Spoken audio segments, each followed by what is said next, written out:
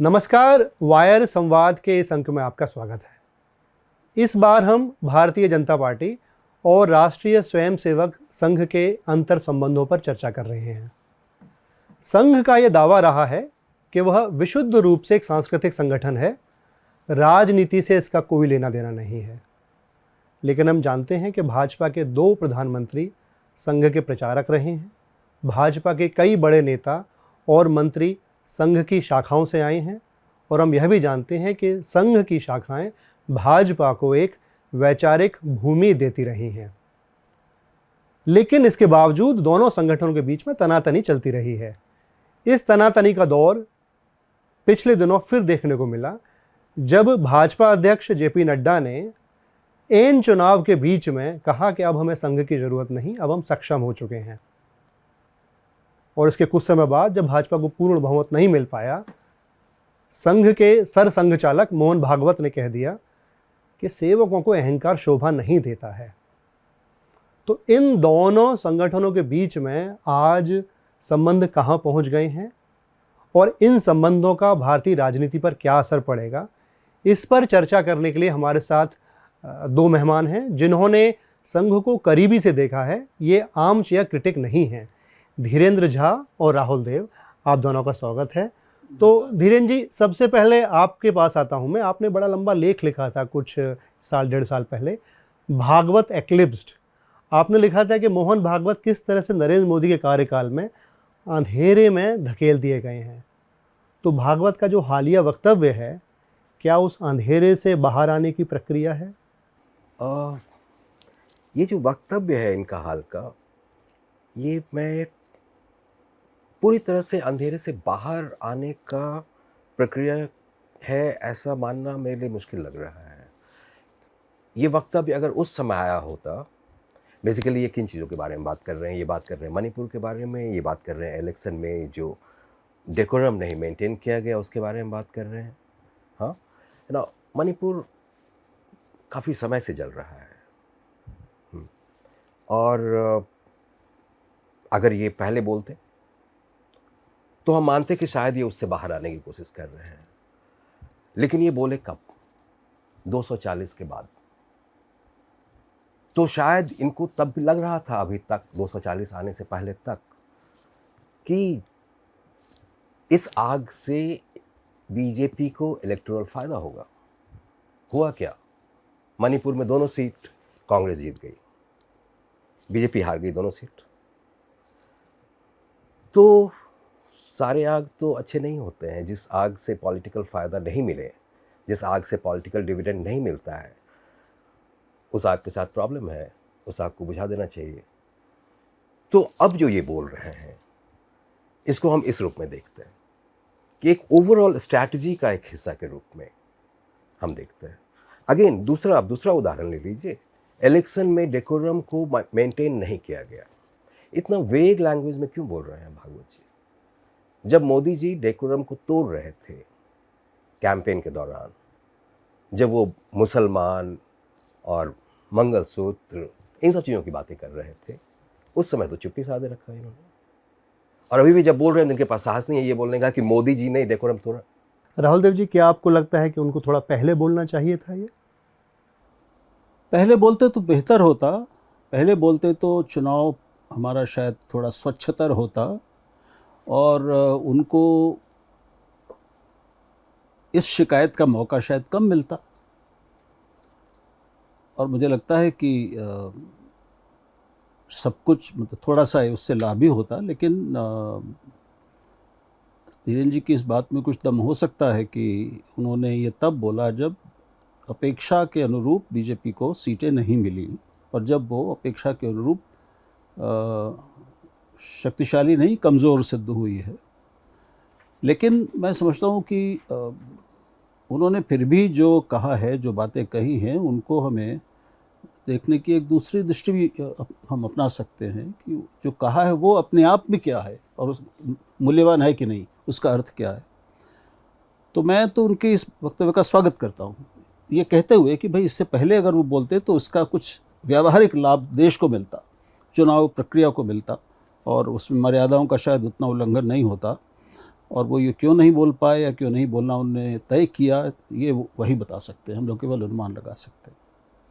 लेकिन एक चीज़ तो बहुत स्पष्ट अब सबको समझ में आ गई है कि अब हम ये मान कर नहीं चल सकते कि बीजेपी जो कुछ भी करे या मोदी जी जो कुछ भी करेंगे उसको आरएसएस का अंधा समर्थन, पूरा समर्थन मिलेगा। वो समर्थन नहीं मिलेगा, वो समर्थन नहीं है। और इन परिणामों को और जो कुछ भी राजनीति की उनकी शैली रही है उसको देखने की जो संघ की अपनी दृष्टि है वो एक आलोचक दृष्टि है, वो समर्थक की दृष्टि नहीं है। और अपने तरीके से उन्होंने एक चेतावनी दे दी है, अपने तरीके से विश्लेषण भी कर दिया है और कुछ नब्ज़ पर हाथ भी धर दिया है, मैं कहूँगा। अब सरसंघ चालक हम जानते हैं कि जब बोलते हैं तो वो कोई सीधा सीधा हमला किसी पर नहीं करते, नाम लेकर बोलने का तो कोई सवाल ही नहीं पैदा होता। तो उनकी भाषा और शैली अपनी एक अलग होती है। उन्होंने अपने तरीके से जो कहा है मैं समझता हूँ कि वो काफ़ी कहा है। आप कह रहे हैं कि संघ की एक आलोचक दृष्टि होती है। मैं जानना चाहूँगा कि बतौर सबसे बड़े हिंदू संगठन के प्रमुख उनकी क्या जवाबदेही है। हम देख रहे हैं कि जब उग्र हिंदुत्व देश में फैल रहा है और इसके जो कर्णधार हैं वो कहीं ना कहीं उन्हीं शाखाओं के ही उत्पाद हैं, बाई प्रोडक्ट्स हैं या प्रोडक्ट्स भी हैं, इस पर उनका ध्यान क्यों नहीं जाता जवाबदेही है? तो होनी चाहिए। और मेरी अपनी निजी, हालांकि मेरी कोई हैसियत नहीं है कि मैं संघ या भागवत जी को लिए कुछ कहूँ, लेकिन मेरी निजी राय लंबे समय से ये रही है कि संघ को और संघ के प्रमुख के नाते उनकी जो ज़्यादा बड़ी जिम्मेदारी है समूचे देश के प्रति, देश के हर नागरिक के प्रति, केवल अपने समर्थक हिंदुओं के प्रति नहीं, केवल स्वयंसेवकों के प्रति नहीं, लेकिन पूरे देश के प्रति और नागरिकों के प्रति, जिसमें हिंदू भी तो शामिल हैं ही, उसका निर्वाह उस रूप में नहीं किया जा रहा है। और वहाँ भी उनको ज़्यादा खुलकर बोलना चाहिए। मुझे ये कुछ दिनों से लगता रहा है कि भागवत जी संघ को उसकी पुरानी राह से थोड़ा अलग ले जाने की कोशिश कर रहे हैं, उसमें कुछ नए विचार और दर्शन डालने की कोशिश कर रहे हैं। वो उतना खुलकर राजनीतिक बातें नहीं कर रहे हैं। मैं पाता हूँ कि उनमें, उनकी बातचीत में, उनके भाषणों में एक आध्यात्मिकता का पुट काफ़ी ज़्यादा है पहले की तुलना में और पहले सरसंघ चालकों की तुलना में। और वो कई बार सही मर्म पर और अध्यात्म के मर्म पर, धर्म का जो मर्म है, आध्यात्मिक मर्म है, उस पर वो उंगली रखते हैं, एकात्मता की बात करते हैं।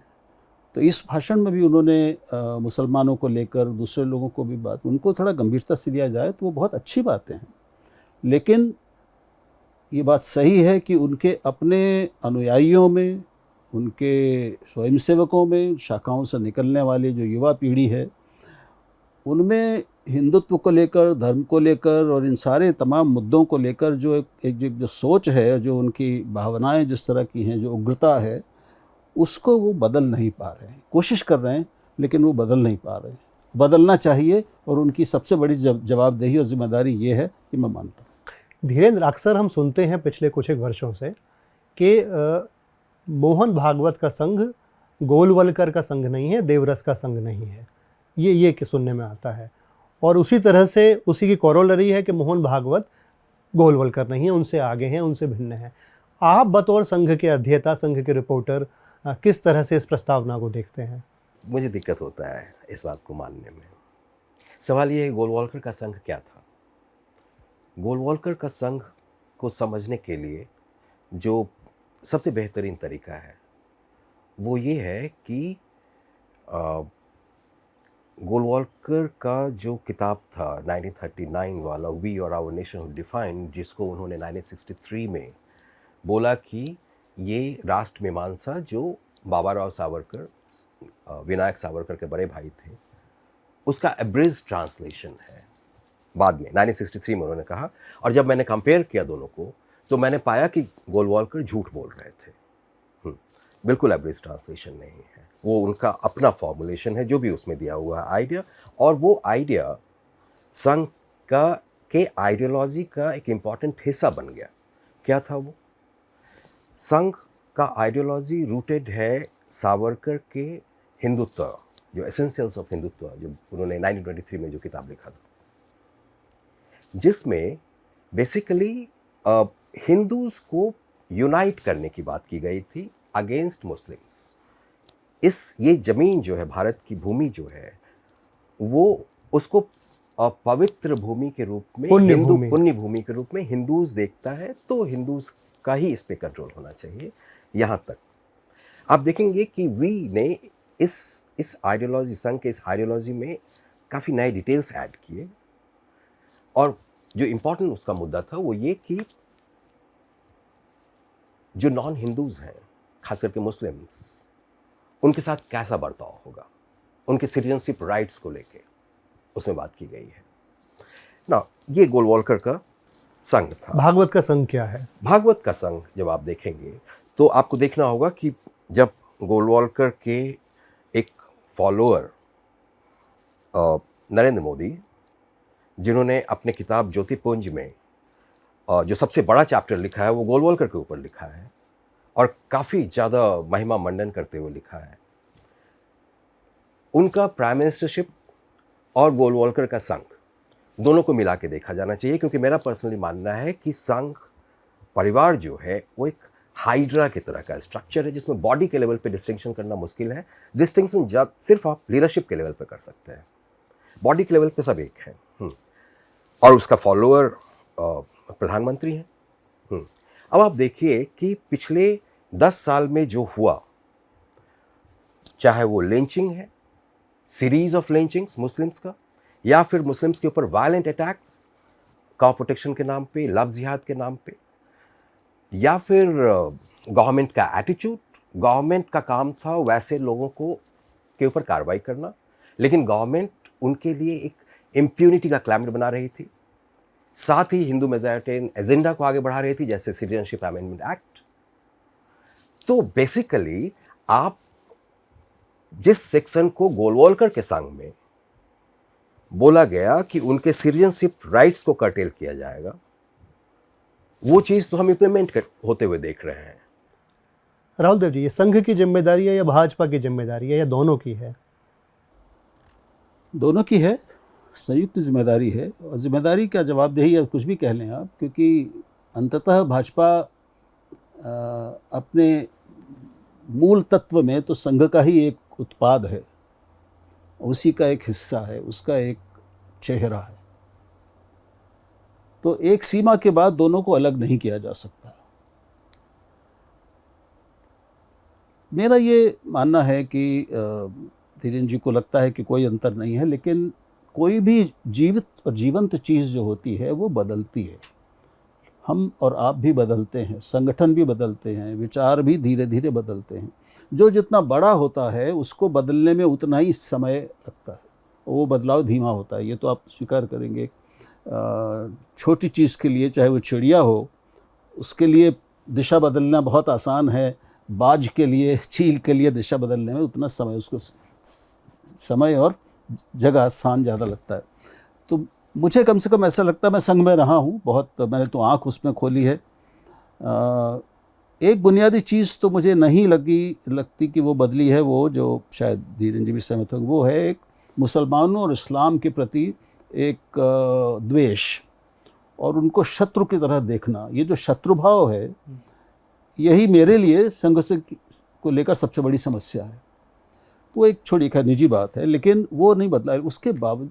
उसके अलावा धीरे धीरे संघ भी बदला है।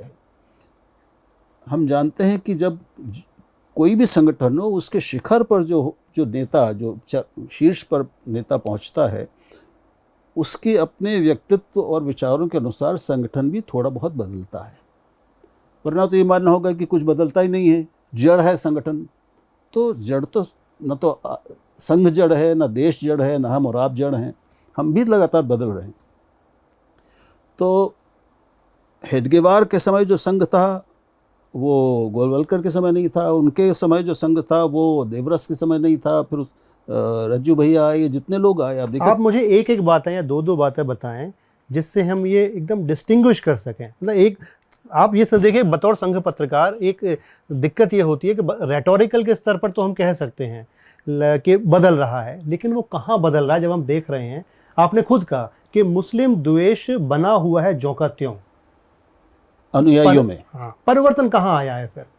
आप ये बताइए, आप भी उससे थोड़ा जुड़े रहे हैं, आप समझते हैं, या आप दोनों थोड़ा बहुत उससे अच्छी तरह परिचित, थोड़ा बहुत नहीं, क्या 2018 में जो एक 3 दिन का लंबे पूरी व्याख्यान माला दी थी भागवत जी ने दिल्ली में विज्ञान भवन में, वो और उसके बाद से उनके आप प्रमुख भाषणों को उठा के देखिए, क्या वो भाषा और उस तरह के खुले सवालों के खुले जवाब, क्या वो विचार आप गोलवलकर जी के मुंह से अपेक्षा कर सकते हैं? असंभव। मेरी जानकारी है कि एक समय ऐसा भी था, जनता पार्टी, जनता सरकार के प्रयोग के बाद, जब देवरस जी जो सरसंघ चालक थे, वो मुसलमानों के लिए संघ को खोलने के प्रश्न पर सहमत थे। उनका मत था कि अब संघ को मुसलमानों के लिए खोल देना चाहिए। इस पर ऊपर काफ़ी चर्चा हुई, लेकिन बाकी कोई भी इसके पक्ष में नहीं था, एक दो लोगों को छोड़कर, और इतना उग्र विरोध था कि उन्होंने इस विचार को छोड़ दिया। ये आपको ढूंढने पर कुछ पुस्तकों में भी मिल जाएगा। अब ये कितनी बड़ी बात है। आप देखिए कि मुसलमानों को लेकर भागवत कई सालों से जो लगातार कह रहे हैं, मुस्लिम नेताओं से उन्होंने वो संवाद कर रहे हैं, वो मस्जिद में गए, उससे पहले किस सरसंघ चालक ने किया? नहीं किया। इसकी ज़रूरत किसी को महसूस नहीं हुई। तो ऐसा मुझे लगता है, मैं गलत हो सकता हूँ, लेकिन मुझे लगता है कि भागवत उसको बदलने की कोशिश कर रहे हैं। लेकिन जैसे मैंने कहा कि करोड़ों स्वयंसेवक हैं। आमतौर पे तो लोगों को अंदाज भी नहीं होता कि संघ की जड़ें कितनी गहरी हैं, कितने बड़े संख्या में भारतीय उससे प्रभावित हैं, कहाँ कहाँ वो पहुँचा हुआ है। उनको इतनी बुनियादी चीज़ को बदलना एक बहुत लंबी और बहुत कठिन प्रक्रिया है। तो मुझे लगता है कि वो बदलने की, आप इस भाषण को भी देखेंगे, उस भाषण में भी इस तरह की बातें कही गई कि शत्रुभाव से उन्होंने बचने को कहा है, कि जो पार्टियां चुनाव लड़ती हैं तो वो प्रतिपक्ष है, विपक्ष नहीं है। ये कॉन्सिलिएटरी बातें हैं। ये एक राजनीति को भी, और चुनावों के समय भी, चुनाव और संसद और राजनीति को एक नई, मैं कहूँगा कि अच्छी धुरी पर लाने की सलाह है। उसमें आप वैसी प्रखरता, उग्रता, आक्रामकता नहीं पाएंगे। भागवत अब वो कितने कामयाब होंगे, सचमुच क्या है उनके भीतर, क्या वो करना चाहते हैं, संघ को क्या चेहरा देना चाहते हैं, ये कहना हम नहीं जानते। धीरेन जी, इस पर आपका क्या विचार है कि क्या यह कोशिश कितनी ईमानदार है?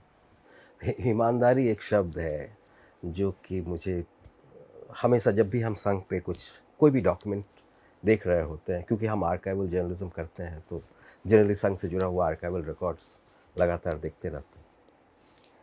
तो ईमानदारी शब्द एक शब्द है जिसमें हमको प्रॉब्लम होता है यहाँ पे इस्तेमाल करने में। आप देखिए, आपने कहा गोलवॉलकर के समय में क्या इस तरह की बातें होती थी, इस तरह के चेंज देखने को मिले थे। आप गोलवॉलकर जब सरसंघ चालक बनते हैं, उसके बाद 1942 में पुणे में एक कैंप हुआ था, और उस कैंप के सारे डिटेल्स होम डिपार्टमेंट के रिकॉर्ड्स में, आर्काइव्स में हैं, यहाँ पे नेशनल आर्काइव्स में। किसने क्या बोला, उसमें गोलवॉलकर जिस तरह से बोल रहे हैं मुस्लिम्स को लेके, आपको लगेगा कि आप गोलवॉलकर का वी और आवर नेशन ऑफ डिफाइंड पढ़ रहे हैं। ठीक है, बहुत ही विषाक्त भाषा का इस्तेमाल कर रहे हैं। लेकिन जब एक बार गांधी असैसिनेशन हो जाता है, और जब ये अरेस्ट हो जाते हैं, संघ बैन कर दिया जाता है, और फिर उस पूरे जिस तरह का बैकलैश हुआ, उस सब को झेलने के बाद जब बैन लिफ्ट होता है, तो गोलवॉलकर का भाषा बदल गया। अब गोलवॉलकर बिल्कुल इस तरह से बात कर रहे हैं जैसे वो मतलब सेकुलर डेमोक्रेसी में विश्वास रखते हैं, जैसे वो, हाँ, जितने भी पब्लिक प्लेटफॉर्म है वहाँ पे इस तरह की बातें कर रहे हैं ना। उसी का नतीजा था कि उन्होंने 1963 में इसके ऑथरशिप से, वी के ऑथरशिप से अपने आप को अलग करने का कोशिश किया। यहाँ तक कि वो अंतिम दिनों में यूनिफॉर्म सिविल कोड को सपोर्ट करते हैं गोलवॉलकर, और ये चीज़ उनके संघ के अपने ही पत्रिका में लिखा, इंटरव्यू के रूप में आया। तो आप देखिए होता क्या है कि जब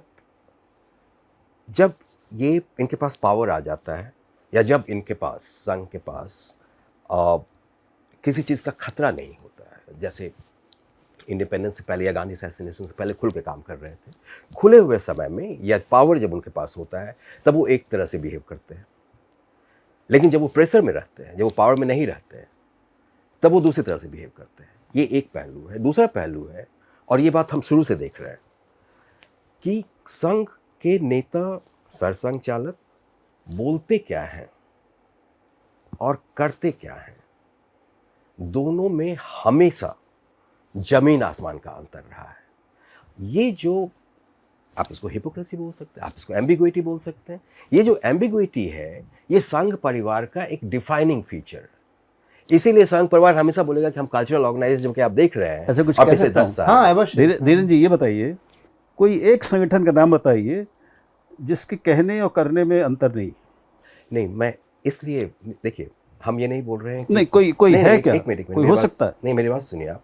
एक एक करके हम बात लोग करते हैं। आरएसएस की बात कर रहे हैं, हाँ, ठीक है, और आरएसएस जब अपने आप को कल्चरल ऑर्गेनाइजेशन बोलता है, उसके कॉन्स्टिट्यूशन में लिखा हुआ है, आर्टिकल 4 जो उसके कॉन्स्टिट्यूशन का है, उसमें लिखा हुआ है कि हम कल्चरल ऑर्गेनाइजेशन है। हाँ, क्या आपको लगता है वो कल्चरल ऑर्गेनाइजेशन है? बिल्कुल नहीं है। ये झूठ है।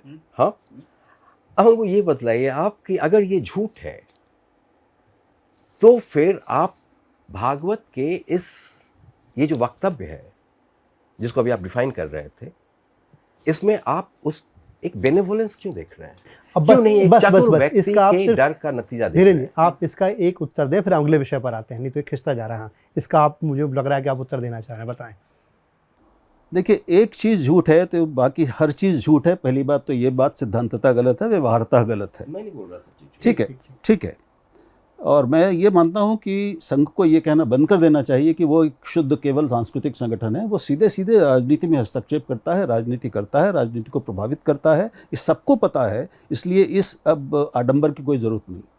लेकिन उसके बावजूद उनके आप कई मुसलमानों को लेकर ही जिस तरह की बातें भागवत ने कही हैं, ऐसे पहले संघ चालकों ने नहीं कही हैं।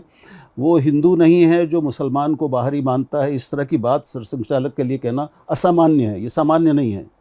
तो ये झूठ बोलने की ज़रूरत क्या है? मैं वो शिवलिंग वाला जो वक्तव्य है, शिवलिंग वाला भी हर जगह शिवलिंग देखने का, हर जगह शिवलिंग ढूंढना है। लेकिन बहुत सारी ऐसी, लिंचिंग पे एक शब्द नहीं बोले।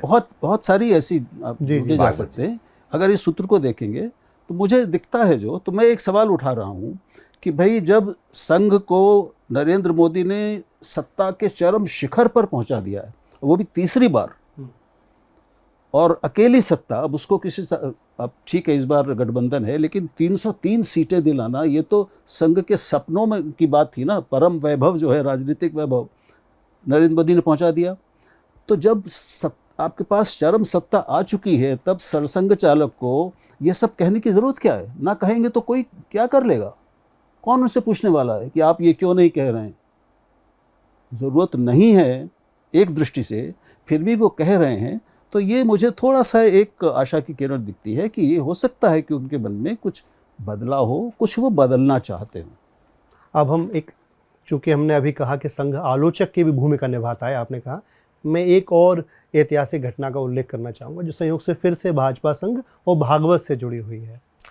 2009 में, बड़ी दिलचस्प घटना है ये, 2009 में जब भाजपा की दूसरी चुनावी हार हुई थी, उसके कुछ महीने बाद अगस्त 2009 में संघ की शिमला में एक चिंतन बैठक हुई थी। चिंतन बैठक के पहले दिन मोहन भागवत का टाइम्स ऑफ इंडिया में साक्षात्कार छपा था। उसमें उन्होंने कहा था, हम आडवाणी जी से 2003 से कह रहे हैं कि आपके पास अब बहुत प्रचुर बड़ी मात्रा में युवा कार्यकर्ता हैं, अब आपको उन्हें आगे लाना चाहिए। और हम जानते हैं कि इसके बाद क्या हुआ।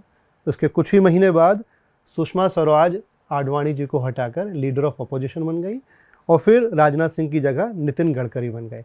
तो जो संघ का जो हस्तक्षेप वाला जो स्वरूप है, या जो उसकी भूमिका है, या जो मोहन भागवत अपने ऊपर लेते हैं, वो यहाँ एकदम दिखी थी। अगर संघ अपने ऊपर यह दायित्व लेना चाहे या दंभ भी कर सकता है कि देखिए अंततः आडवाणी को हटाने में हमारे सर संघ चालक के पब्लिक स्टेटमेंट की प्रमुख भूमिका थी। तो प्रश्न बनता है अब ये कि वह आलोचक भूमिका पिछले 10 वर्षों में सिर्फ वक्तव्यों तक क्यों सीमित है। ये भी वक्तव्य था, और अभी हमने कहा कि वो नाम नहीं लेते हैं, आपने कहा यह नाम भी ले रहे थे, वो नाम ले रहे हैं कि 2003 से आडवाणी जिसे हम कह रहे हैं, नाम भी ले रहे हैं और उस नाम लेने के बाद क्रियान्वयन भी हो रहा है। तो अब आलोचक सिर्फ वक्तव्य तक सीमित क्यों है, जमीन पर क्यों नहीं दिख रहा? मैं जवाब दूं? हाँ, अभी मैंने उसी का जवाब दिया था। जिस व्यक्ति ने, और अब वो दो व्यक्तियों का समूह है दरअसल, एक व्यक्ति नहीं कहना चाहिए, मोदी शाह, इस जोड़ी ने संघ को उसके चरम लक्ष्य तक केंद्रीय राजनीति की सत्ता पर पहुंचाया। 2 बार पूरी तरह स्पष्ट बहुमत के साथ, तीसरी बार, और ये भी अपने आप में ऐतिहासिक है, 60 साल में पहली बार हुआ है, केंद्र में सत्ता सौंपी है। तो उसमें और उससे पहले के जो नेता रहे हैं बीजेपी के, उनमें एक बड़ा अंतर है। तो जिस व्यक्ति ने या जिन लोगों ने इतनी सत्ता तक पहुंचाया है आपको, आप उसके साथ उतने प्रखर आलोचक नहीं हो सकते। आप जो भी कहेंगे इशारों में ही कहना पड़ेगा और आपको थोड़ा दबना भी पड़ेगा।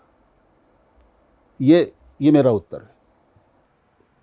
तो अगर संघ दबा हुआ है तब फिर उसकी आलोचना उतनी कारागार नहीं होगी, फिर वो निश्चित रूप से नहीं होगी। अगर वो दबा रहता है तो ये उसको तय करना है, हम और आप तो तय नहीं कर सकते, और हम उसके मन की बात जान भी नहीं सकते।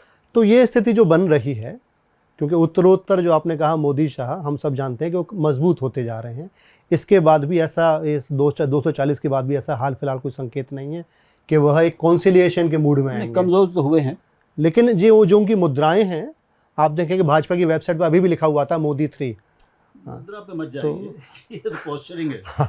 तो वो उस पोस्चरिंग में, या जो उनके, अब देखिए पिछले 15 दिनों में मुसलमानों पर जो हमले हुए हैं, इसको लेकर हमने संघ या भाजपा की ओर से कहीं भीतर कोई उद्वेलन होता नहीं दिखाई दे रहा है। खैर, तो प्रश्न मेरा ये है कि अगर भाजपा मजबूत होती रहती है जिस तरह से है, तो संघ आज से आगामी 5 वर्षों में किस जगह पहुंचेगा?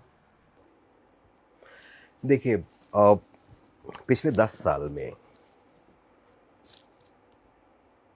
संघ, जो कि मदरशिप था पहले, वो मोदी और अमित शाह, आपने सही कहा कि ये 2 लोग हैं, मोदी शाह, इनके बी टीम के रूप में काम करने लगा था। ये पहली बार हुआ कि आरएसएस बीजेपी के बी टीम के रूप में काम करना शुरू कर दिया।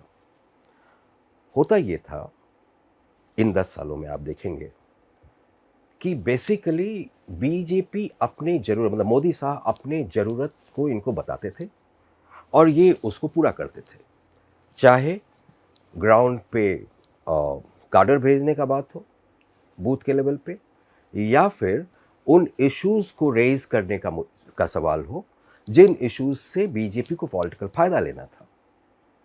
तो जो कुछ भी हो रहा था, सबको ये आंख बंद करके सपोर्ट कर रहे थे, क्योंकि इनके पास उसको चैलेंज करने का पोजीशन नहीं था। इनके पास ये बी टीम थे।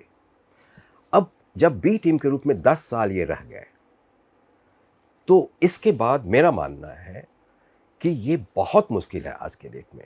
बेशक अगर कल को बीजेपी के अंदर कुछ बगावत हो जाए इस 2 व्यक्ति के खिलाफ, तो हो सकता है कि उस समय संघ अपना रोटी सेकना शुरू कर दे, अपना पोजीशन वापस रिट्रेस करने का कोशिश करे। हाँ, लेकिन आज के डेट में जब तक मोदी शाह के हाथ में पावर है, और एक बात जान लीजिए, मोदी शाह ने वो चीज़ दिया जिसका सपना संघ के एक स्वयंसेवक जनरेशन आफ्टर जनरेशन देखते रहे। बैठे बैठे बिना इलेक्शन लड़े उनको वो सारा बेनिफिट मिलने लगा। आप देखिए ना, हर एक डिस्ट्रिक्ट लेवल पे संघ के बड़े बड़े दफ्तर बन रहे हैं, बड़े बड़े दफ्तर। दिल्ली में देखिए झंडेवाला में, अयोध्या में देखिए, राम मंदिर शुरू होने से पहले इनका दफ्तर का स्ट्रक्चर तैयार था। 40,000 स्क्वायर फीट का है वो 4 मंजिला, 10,000 स्क्वायर फीट का है 4 स्ट्रक्चर। हाँ, तो ये जो इनको बेनिफिट पावर से मिला है। हाँ, ये बेनिफिट के लिए तो ये इतने समय से इंतज़ार कर रहे थे। हाँ, ये इस बेनिफिट को देने वाले को दबाएंगे, नॉर्मली ऐसा पॉसिबल नहीं है। एक ही केस में पॉसिबल है, अगर अंदर से बगावत हो जाए, इनको लगे कि अब ये बाहर जा ही रहा है, तो अपना संघ का जो पुराना रवैया है कि अपने आप को थोड़ा ऊपर उठा लेने का, ताकि इसी में बचते हैं वो। एक राहुल जी, एक खबरें ये भी आई थी इन चुनावों में कि कम से कम उत्तर प्रदेश जैसी जगहों में, जहाँ मैं भी गया था रिपोर्टिंग करने, कि संघ का कार्यकर्ता बहुत नाराज़ था, वो चुनाव प्रचार करने तक नहीं गया। और कुछ एक जगहों पर भाजपा की हार की वजह ये भी हो सकती है, जैसे धीरेन्द्र कह रहे हैं कि बगावत, हालांकि बड़ा शब्द है, अंदर डिसेंट किस हद तक उमड़ सकता है आपको लगता है? आप याद करें, अटल बिहारी वाजपेयी के समय पर संघ बहुत नाराज रहता था। इस समय आंतरिक क्या कोई संभावना है प्रतिरोध की, या सुविधाओं ने, विलासिता ने उस प्रतिरोध को, उस तड़प को पूरी तरह से शांत कर दिया है? काफ़ी कुछ तो उस तेज को मंद किया है, इसमें कोई शक नहीं है। और ये बात सही है कि जब ऐसी बिल्कुल निर्बाध सत्ता आती है, तो उसके साथ, सत्ता के साथ और जो चीज़ें आती हैं वो भी आते ही हैं, सब मनुष्य ही हैं। ये भी सही है कि संघ ने, और संघ की मदद इस बार बीजेपी ने ली नहीं। तो जब अहंकार की बात कर रहे हैं भागवत, तो उसमें ये भी है कि नड्डा का जो भाषण था कि हमें अब संघ की उतनी ज़रूरत नहीं है, उसने भी इनका, बीजेपी का नुकसान किया है और उसकी नाराज़गी है। लेकिन संघ में बगावत हो जाएगी, इसकी उम्मीद तो मुझे अभी कम लगती है। संघ, हम जानते हैं, सभी जानते हैं, संघ बहुत लॉन्ग टर्म व्यू लेता है चीज़ों का। वो कोई हर 5 साल वाली पंचवर्षीय चुनाव की राजनीति तो करता नहीं है। उसका दृश्य, उसका जो परिदृश्य है, दर्शन है, दृष्टि है, वो बहुत लंबी है। वो तो 100 साल, 50 साल उस फलक पे सोचता है। तो उसमें एक व्यक्ति का, एक कुछ लोगों का आना जाना, उतार चढ़ाव, ये आते रहेंगे। इसलिए उससे ज़्यादा महत्व नहीं है। जब तक इन दो व्यक्तियों के कारण संघ को इतना प्रश्रय, इतनी शक्ति मिल रही है, अपने लोगों को समाज में हर जगह फिट करने की, विशेष तौर पर शिक्षा के क्षेत्र में सभी जगह लोगों को बिठाने की, और पूरे समाज को, मैं कहूँगा कि पूरे हिंदू समाज, भारतीय समाज के जो ढांचा है, उसको प्रभावित और उसको आच्छादित करने का मौका मिल रहा है। उस समय वो ये छोटी मोटी नाराज़गियों को लेकर उसको क्यों भंग करेगा और क्यों डिस्टर्ब करेगा? जो संघ क्या है, वो कोई 50 सीटें बढ़ जाएं संसद में और विधानसभा 1-2 मिल जाए, केवल इसके लिए तो काम कर नहीं रहा है, वो बीजेपी कर रही है।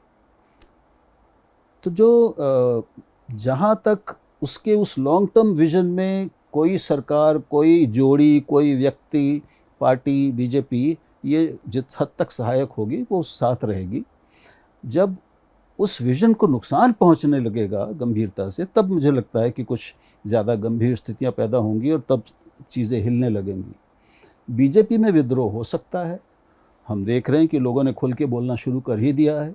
अभी जो खुली चर्चाएं हो रही हैं, और जो मैं संघ और बीजेपी समर्थक पत्रकारों की आजकल चर्चाएं मैं बहुत ध्यान से सुन रहा हूँ, आप भी सुनिए, तो बहुत रोचक हैं वो। धीरे बिना नाम लिए अब जैसे योगी को घेरा जा रहा है, उत्तर प्रदेश की हार के लिए घूम फिर के अमित शाह को और उनकी पार्टी उसको, प्रबंधन को बचाते हुए योगी, बिना नाम लिए, कहीं कोई नाम नहीं आता, लेकिन इशारे से ये बातें की जा रही हैं। तो इस तरह की खींचतान चलती रहेगी और बढ़ेगी अभी, क्योंकि ये गठबंधन सरकार है, 2 बैसाखियों पर टिकी है।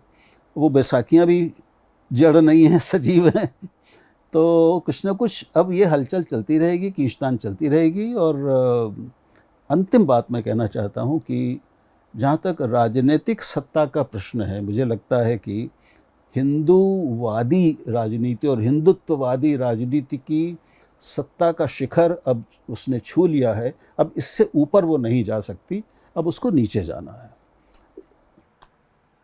ये हालांकि अपने आप में बड़ा गंभीर प्रश्न है कि क्या वह शिखर आ चुका है, क्योंकि जिस तरह की घटनाएं हम देख रहे हैं हमले होते हुए अपने अल्पसंख्यकों पर, उसका कोई अंत दिखाई नहीं देता है। और ये सभी हमले उस शिखर का ही सूचक हैं जो संघ और उसका वृहद परिवार वो नियमित स्तर पर, दैनिक स्तर पर उनको हासिल करना चाह रहा है। तो अगले साल संघ का शताब्दी वर्ष है 2025। इसमें संघ अपनी कौन सी प्रस्तावना, अपने कौन से वैचारिक आदर्श प्रस्तुत करना चाहेगा, या आगामी साल भर में हमारे देश की भूमि पर हो रही हिंसा, उसी से जवाब मिलेगा उसका। धन्यवाद आप दोनों का। द वायर के और वीडियोस देखने के लिए सब्सक्राइब करें और बेल आइकन पर क्लिक करें। स्वतंत्र पत्रकारिता की आर्थिक मदद करने के लिए डिस्क्रिप्शन में दिए गए लिंक पर जाएं और अपनी राशि चुनें।